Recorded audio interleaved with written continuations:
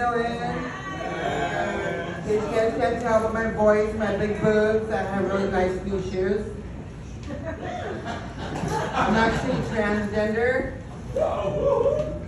I transitioned 16 years ago. If you guys do some little bit of counting, that is 8 years BCJ before Caitlyn Jenner.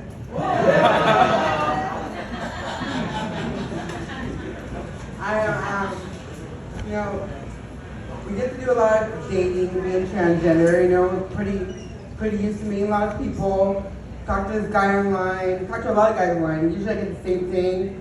First, you know, you're very good looking, nice tits. Then I tell them I'm transgender and they say, oh, okay, I'm sorry, I don't want to do that. No, thank you. And then later on they go, wait a second. I would suck your dick. My usual response is, sorry, I don't see gay guys.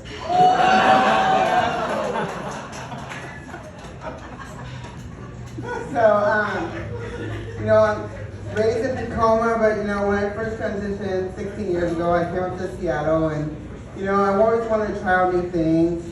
You know, first, you know, nails, hair, learning how to give fellatio.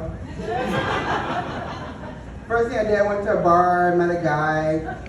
20 minutes later, I'm in his car, giving fellatio.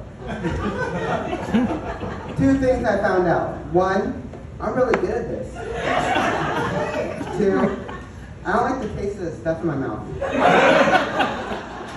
So I'm looking everywhere where to spit. I'm looking on the carpet, on the cup holder. The guy yells, "Spit out the window!" And I'm like, of course, Seattle, cold, foggy windows. I run on the window, and there was a drunk guy staring at me. I guess he got his change. So, you know, I'm very self-conscious about my voice. A lot of times in public, people show me respect, yes ma'am, no ma'am, whatnot. But one of my biggest enemies is the fast food drive-thru. Last time I went to Taco Bell, I placed my order. Guy at the other end goes, okay sir, pull up to the window. So I'm like, okay, I'm gonna beat this. I'm gonna tackle this struggle. So I fixed my girl, stuck in my boys. Got to the window, looked at the guy. It must have been slow that day because he looked in front of me, he looked behind me. Then he started like leaning over, picking up on me. I'm like, okay, I can do this. Fix my boy again. He's talking to me, hitting on me. Finally, he hands my order and then asked for my number. I said no thanks, and I drove off. But still to this day, I wonder if he ever realizes that I never paid.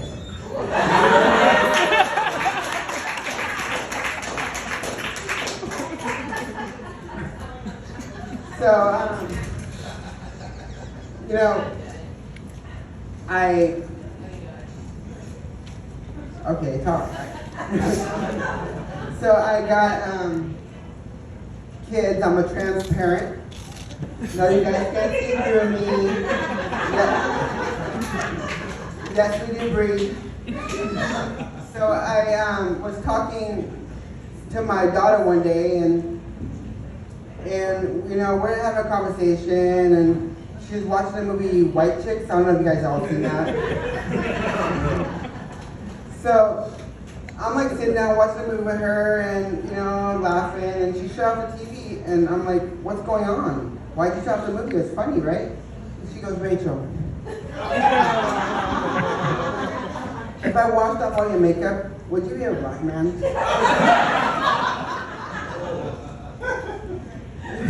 So I walk over to my son, and he stops me, and he goes, Rachel, I just saw this movie about our life. I'm like, son, what is it? Let me tell you the plot. He goes, it's about a struggling performer, you, a very successful ex-wife, and 3 kids, girl, boy, girl. And I'm like, oh my God, it's just like our life. What's it called? Miss Doubtfire.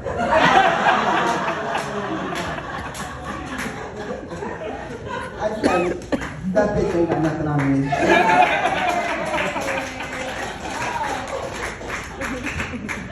this guy online, and I told him I was a parent, a trans parent. And he goes, he's like, you're a transgender MILF. And I was like, whoa, should I be offended that you can't even pronounce transgender MILF because the T is silent in front of the MILF? Or is that guy trying to have sex with my kid's dad?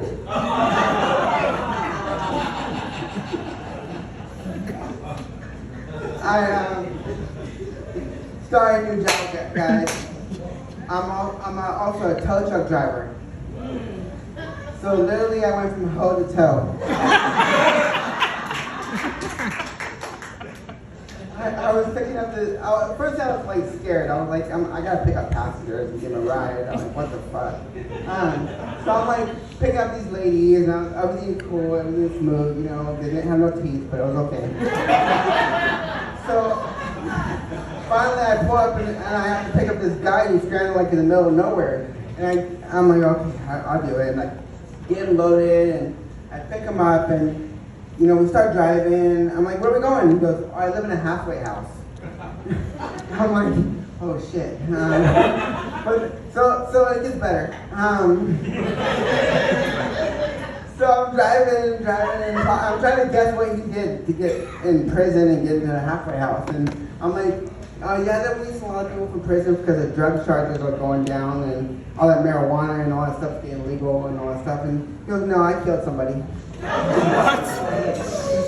So my attitude changed. I'm like driving and we're going and he's talking to me and I'm like, I'm sitting next to a murderer. Oh shit. He's trying to justify his case and I'm like, okay, finally I got to his location. Guy's car unloaded. And you know, you guys should know something about murderers. That those beds in the halfway house are really, really soft.